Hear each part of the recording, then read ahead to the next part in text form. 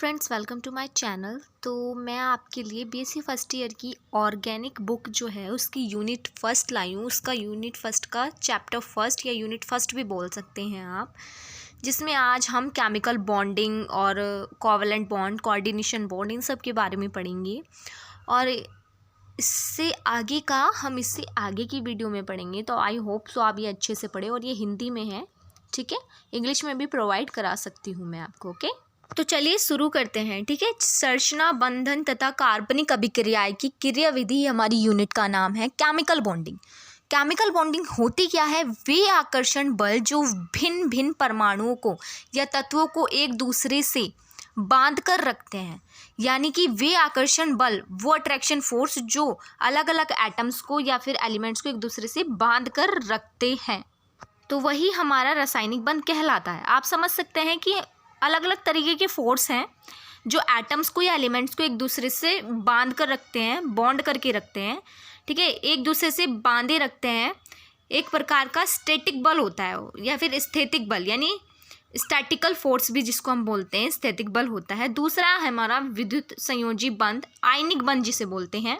अब ये क्या होता है ये भी आपको समझना ज़रूरी है। जब इलेक्ट्रॉन का दो परमाणुओं के बीच आदान प्रदान होता है, जैसे हमारे पास कोई दो एटम है, दो कोई इंसान है, एक मैं हूँ और एक आप हो, या फिर कोई आपका फ्रेंड है, कोई ऐसे है, उसने आपको सब्जी दी तो आपने भी उसको सब्जी दी। सेम ऐसे ही है यहाँ पर, लेकिन सब्जी की जगह कौन है? इलेक्ट्रॉन। ऐसे बंध को वैद्युत संयोजी बंध कहते हैं। आप एग्जाम्पल देख सकते हैं NaCl का, ठीक है।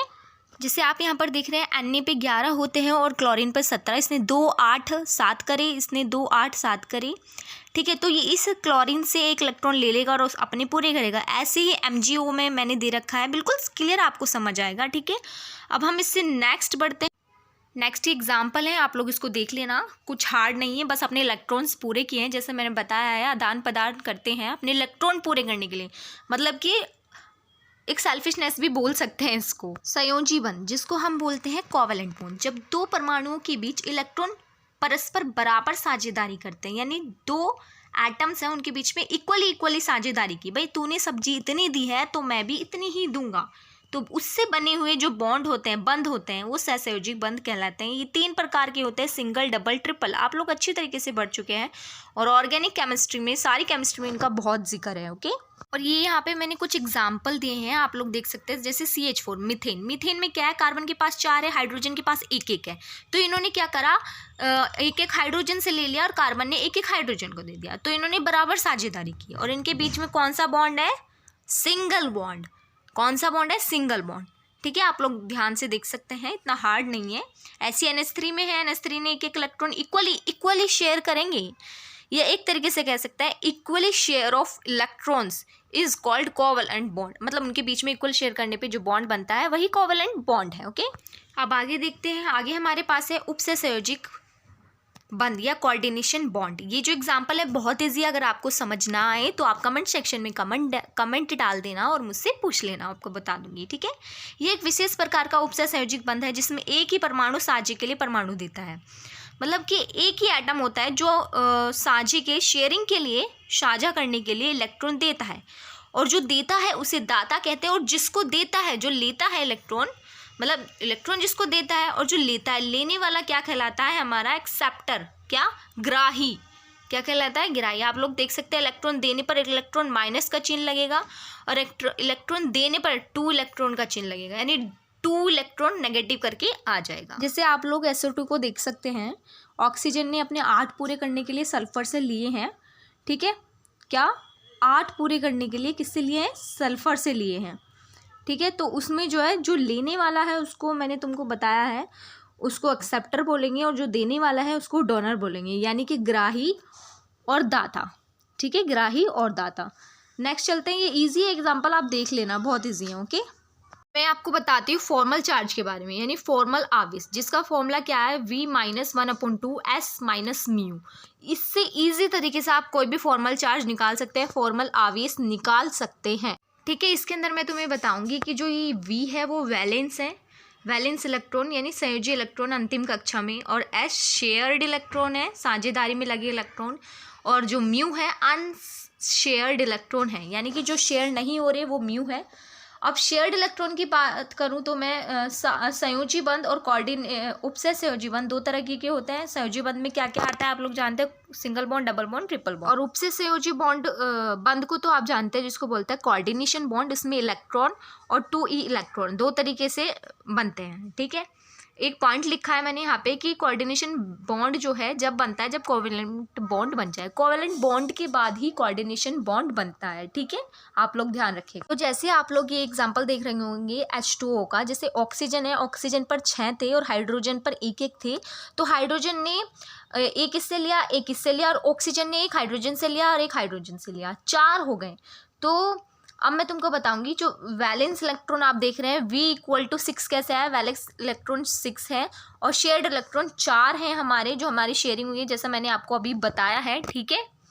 और शेयर्ड का आपको पता चल चुका है। और μ=4 जो शेयर नहीं हुए, जैसे सर्कल बन रहा है इसमें 2 और 2 4, 2 इलेक्ट्रॉन डॉट से ऊपर, 2 इलेक्ट्रॉन डॉट से जो शो कर रहे हैं वो 4 हो गए। वो कहीं भी शेयरिंग नहीं हुई है, ना उन्हें हाइड्रोजन ने लिया है, ठीक है, ना ऑक्सीजन ने उनको दिया है, कोई शेयरिंग नहीं हो रही। ऐसी NH3 का आप देखेंगे, ये भी बहुत ईजी है। PH3 में भी ऐसे ही है, ये बहुत सिंपल है, आप लोग एक बार करोगे तो आपको आ जाएगा। आगे चलते हैं।